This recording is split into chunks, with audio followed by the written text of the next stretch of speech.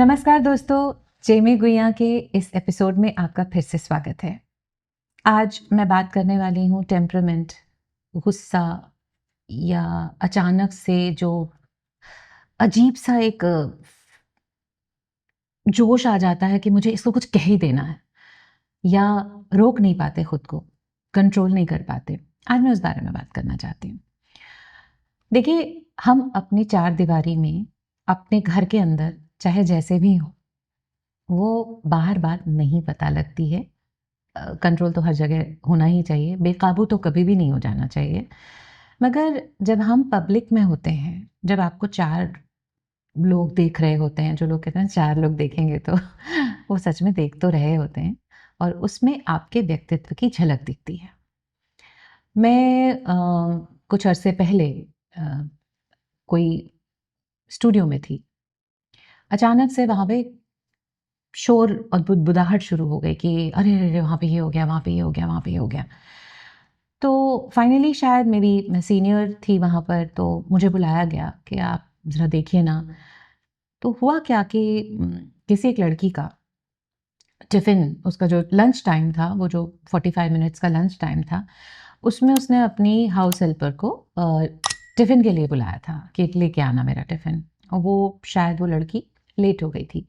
उसे वो एरिया मिल नहीं रहा था, मैप उसको देखना नहीं आ रहा था, उसको वो एरिया नहीं मिल रहा था, जैसा कि उसने बताया। अ, वो नहीं पहुँच पाई। तो शुरुआत में तो वो फ़ोन पे वो लड़की काफ़ी अग्रेसिव हो गई और पब्लिकली जिन शब्दों का इस्तेमाल नहीं करना चाहिए, वैसे भी नहीं करना चाहिए किसी के लिए, बट वो उस भाषा में बात कर रही थी। उसके बाद जब वो लड़की बाय द वे आ गई, जैसे ही आ गई, तो उसने उसको मारा, हाउस हेल्पर को, सबके सामने। तो बहुत बुरा सीन हो गया था, सब बहुत डर गए थे कि यहाँ क्या होगा। तो मैं गई और मैंने पूछा उससे, तो उसने बोला कि मुझसे गलती हो गई, वहाँ पे मैप नहीं देख पा रही थी। बात तो ये बड़ी अजीब-सी है और ये आप कहेंगे कि क्यों बता रही है? पर मैं ये कह रही हूँ कि 22-23 साल की लड़की को 35 मिनट की भूख नहीं बर्दाश्त हुई। आप चाहे सुबह से, ये तो आपका काम है कि आप अपने साथ कुछ ऐसा रखिए कि आपको भूख लग रही है तो एटलीस्ट आपने कुछ खा लिया। भुने चने, कुरमुरे, सैलेड, व्हाटएवर, आपकी ज़िम्मेदारी है। या आजकल तो हर चीज़ बहुत पलक-झपकते ही मिल जाती है। अगर आप इतनी ही पर्टिकुलर हैं कि घर से ही खाना खाना है, तो म फिर भी आप ये व्यवहार पब्लिकली तो नहीं कर सकती। आप घर के अंदर भी किसी को, हाउस हेल्पर को मार नहीं सकते हैं। मगर वो जो पब्लिक में उसका बिहेवियर हुआ, उससे क्या हासिल किया उन्होंने? पहली बात कि डर लगने लगा उस लड़की से कि इससे लोग डरेंगे, इसके आस-पास भी। और जब मैं उसे समझाने लगी कि बेटा ऐसा क्यों किया आपने? तो उसने बोला कि, मैंने बोला कि ऐसे आपको थप्पड़ नहीं मारना चाहिए था। तो बोले कि और जो मैं भूखी थी, वो आपको नहीं दिखा? आप उसका साइड ले रही हैं।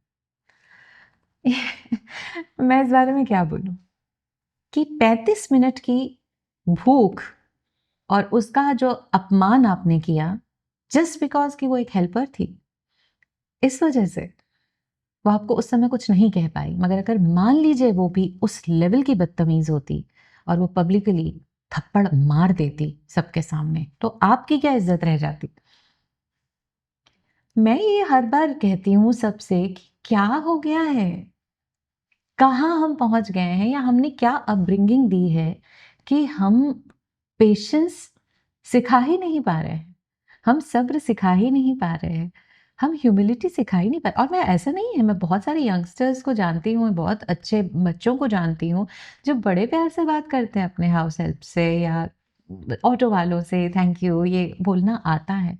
पर अगर कुछ लोग ऐसा नहीं करते हैं, जिनको दिखता नहीं कि हम पब्लिक में क्या बिहेव कर रहे हैं, चाहे वो क्लब्स में हो, चाहे वो रेस्टोरेंट में हो, वेटर से कैसे बात करनी है, अपने से जो शायद अंडर प्रिविलेज्ड हैं, उनसे कैसे बात करनी है। वो आपके बाप के नौकर नहीं हैं, टू बी वेरी फ्रैंक, मैं बहुत आँखों में आँखें डाल के बात कर रही हूँ।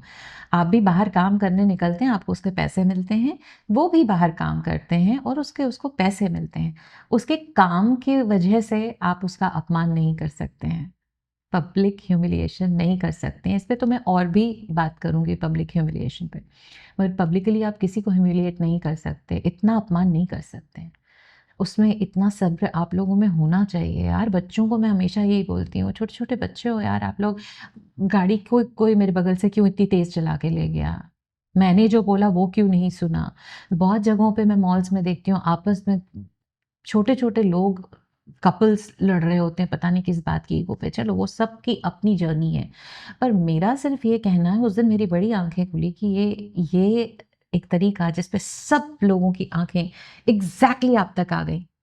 वही चीज़ बड़ी हम्बली आप हैंडल कर सकते हो सकता है कि वो हाउस हेल्प आपको घर पे भी तंग कर ही रही हो या उसका एक नेचर ही ऐसा रहा हो, बट फिर भी जब आप बाहर निकलते हैं तो आप अपने माँ बाप का नाम, अपने परिवार का नाम और तमगा साथ में लेके निकलते हैं।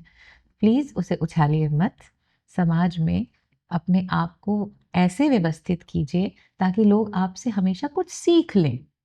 अगर कुछ गलत ना सीखे तो कम से कम थोड़ा बहुत इतना ही सीख ले कि हाँ भाई अच्छा है, या तब आपके पास भी लोग हेल्प करने के लिए आएंगे आपको।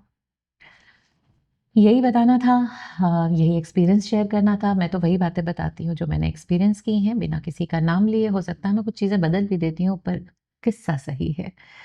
अगले एपिसोड में 6 मई को यहाँ के आपसे फिर मुलाकात होगी। नमस्कार।